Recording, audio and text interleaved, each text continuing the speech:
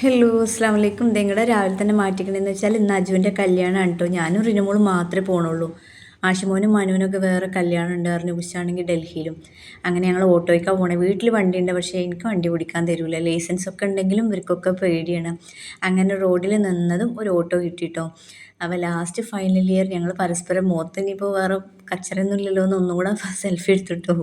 Selfie എടുത്ത് അപ്പോഴത്തേക്കും selfie എടുത്ത് കഴിഞ്ഞപ്പോഴത്തേക്കും എന്താ പറയുക, കല്യാണ വീടെത്തി, വെള്ളം കുടിച്ചു, കൈജാനെ കണ്ടു. ഇതാണ് ഉമ്മാൻ്റെ കൈജ.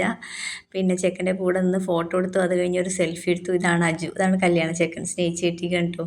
അപ്പോഴാണ് റിനുമോളെ കൂട്ടുകാരനെ കണ്ടത്. കൂട്ടുകാരിയും കുട്ടിയൊക്കെ ഉണ്ട്. അപ്പോൾ ഞങ്ങൾക്ക് ഒരുമിച്ച് ഫുഡ് കഴിക്കാൻ വിചാരിച്ചു.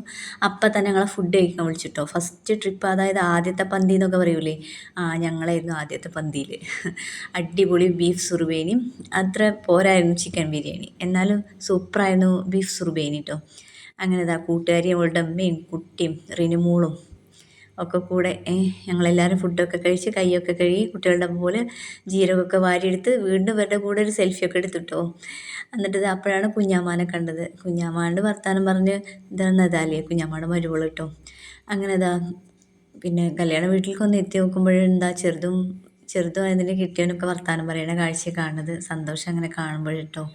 കാണാത്തവരൊക്കെ കാണുമ്പോൾ ഒരു സന്തോഷം. അങ്ങനെ കല്യാണങ്ങളൊക്കെ കൂടുമ്പോഴേ നമ്മൾ എന്താ പറയുക, കൂടുതലും കസിൻസിനെയും എല്ലാവരെയും ഒന്ന് കാണാൻ പറ്റുള്ളൂ.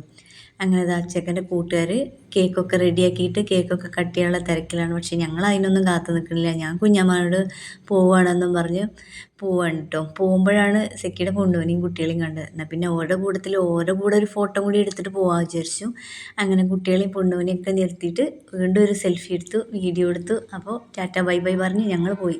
ഞങ്ങൾ ഇറങ്ങിയതും ഞങ്ങൾക്ക് വീണ്ടും ഓട്ടോ കിട്ടിയിട്ടോ. മഴ പെയ്തുകൊണ്ടിരിക്കുന്നുണ്ട്. ഓട്ടോ നേരെ സായിക്ക് വിട്ടു. സായിന്ന് ഒരു പാക്കറ്റ് പാലൊരു ചക്ര വാങ്ങിയത്, കാരണം ക്യാഷില്ലടോ, ഡൽഹിയിലാണ്. അങ്ങനെ വീടെത്തി. അപ്പോൾ okay, tata bye bye, see you. നല്ല മഴ പെയ്തിട്ടുണ്ട്.